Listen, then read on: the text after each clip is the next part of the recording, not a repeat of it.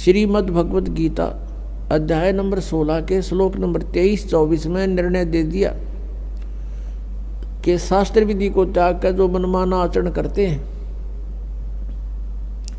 उनकी न तो गति होती है, गति मीन मोक्ष, और न उनको कोई सुख होता है और न ही कोई सिद्धि प्राप्त होती है, अर्थात व्यर्थ, यूजलेस।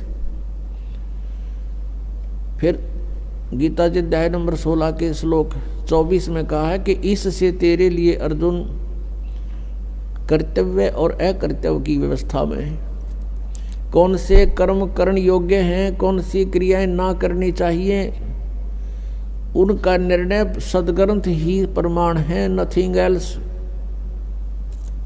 सदग्रंथ कौन कौन से हैं? पुण्यात्माओं, पवित्र 5 वेद।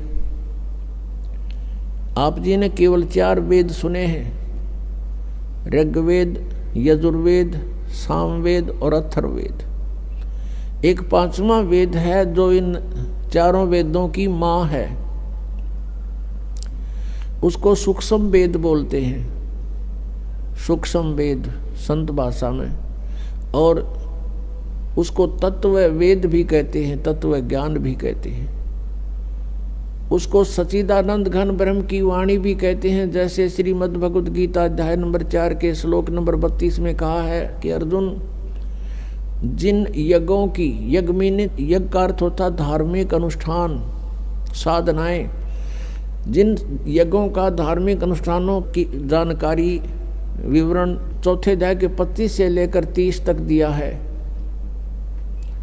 इनमें कोई तो देवताओं की पूजा करते हैं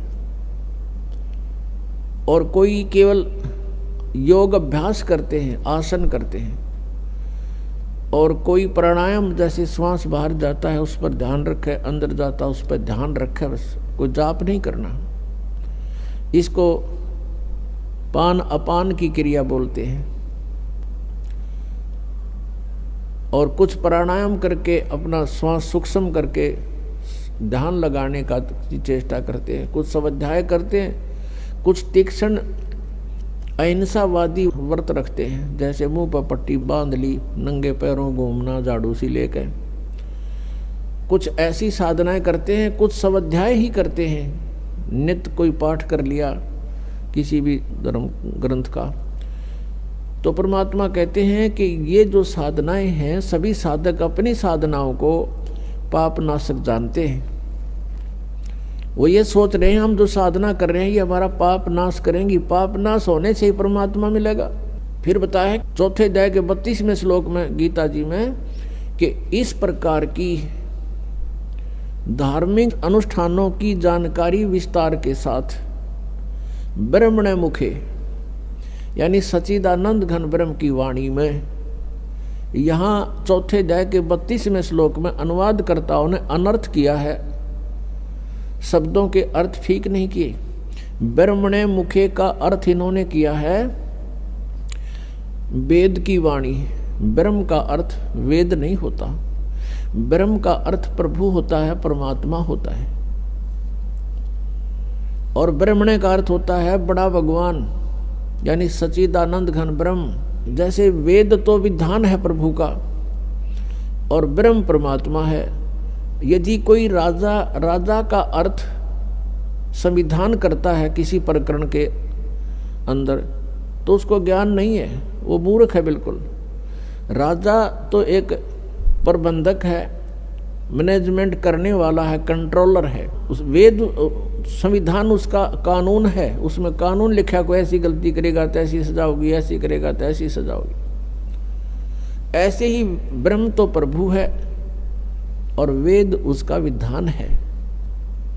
तो यहाँ इन्होंने अर्थ गलत कर दिए। ब्रह्मणे मुखे का अर्थ है सच्चिदानंद घन ब्रह्म की वाणी। मुखे माने उसके मुख से बोले गए वचन, उस कबीर वाणी में, उस सूक्ष्म वेद में बहुत विस्तार के साथ लिखे हैं। और उस ज्ञान को 4 अध्याय के 34वें श्लोक में कहा कि वो तत्व ज्ञान है। उस तत्व ज्ञान को तू तत्वदर्शी संतों के पास जाकर समझ। इससे सिद्ध है कि गीता ज्ञानदाता भी उस सूक्ष्म वेद से परिचित नहीं है। तो इससे यह भी सिद्ध हुआ कि सूक्ष्म वेद की जानकारी श्रीमद् भगवद गीता में नहीं है।